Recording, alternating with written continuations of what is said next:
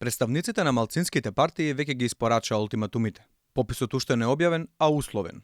Али Ахмети порача дека нема да го признае пописот ако албанците се под 20%. Ромите очекуваат да се 4%, додека од партијата на турците не прифаќаат да бидат под 7%.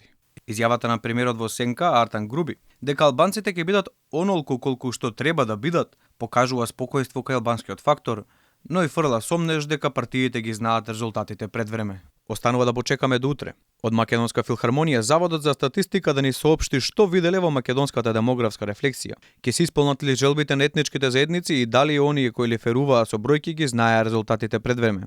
Како и сите клучни процеси во Македонија, со странски експерти. Тежок 8,5 милиони евра народни пари на 7 јазици во ек на четвртиот ковид бран. 2 пати презакажуван, хакиран, бойкотиран, политизиран. Но, според Завод за статистика, попис успешно реализиран. Статистичка операција која поради своето задоцнето спроведување се очекува достави нов белег на македонското општество, особено откако предводникот на процесот, директорот Апостол Симовски пред време самиот се прогласи за државен непријател број 1. Започна со диаспората, чиј слаб одзив за време на пописните рокови беше причина за злоупотреба и вмешување на личности како албанскиот премиер Еди Рама и неговиот косовски колега Албин Курти во кампања за поголем одзив, ставајќи особен акцент на албанците со македонско државјанство. Во листата странски фактори на кои не име местото во македонските внатрешни работи се најдоа и ред бугарски редентисти.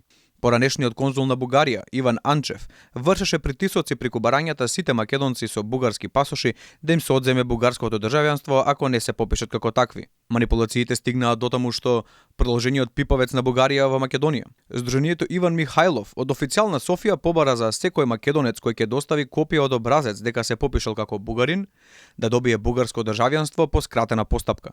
Граѓанската свест за влијанието кое ќе го имаат пописните бројки со себе донесе многу загриженост, страф и неизвестност. Па така, првата контраверзност дојде уште со првите груби необработени податоци, кои не соодействуваа и беа повеќе од бројките на избирачкиот список, поради што следеа лавина на оправдување и реакции од политичките фактори.